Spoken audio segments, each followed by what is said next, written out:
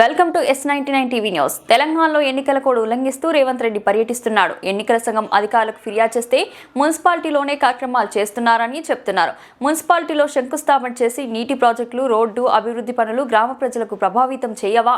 ఎన్నికల కోడ్ నిబంధనలను ఉల్లంఘిస్తున్న రేవంత్ రెడ్డి పర్యటనలు సమీక్షించి చర్యలు తీసుకోవాలని ఎన్నికల సంఘానికి డిమాండ్ చేస్తున్నాను. ముఖ్యమంత్రి గారు ఇలా పర్యటనలు పోతున్నారు, వెళ్ళాలి. ఎంత ముఖ్యమంత్రి గారు ఎంత తిరుగుతూ అంత మంచిది. We are not against to that. కానీ ఇలా ఎన్నికల కోడ్ను ఉల్లంఘిస్తూ ఉన్నారు. రాష్ట్ర ఎన్నికల సంఘం నిద్రపోతూ ఉందా?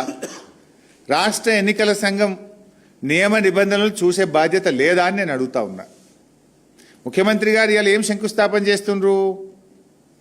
ఒక ఇరిగేషన్ ప్రాజెక్టుకు కొడంగల్ నారాయణపేట లిఫ్ట్కు శంకుస్థాపన చేస్తున్నారు. ఆ నీళ్ళు ఎక్కడ పారుతాయి? గ్రామాల్లో కదా పారేది.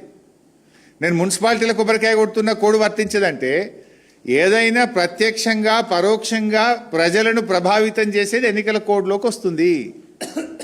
ఆ మీటింగ్కి వచ్చిన మహిళా సంఘాలను ఐకేపీ వాళ్ళే ఆర్గనైజ్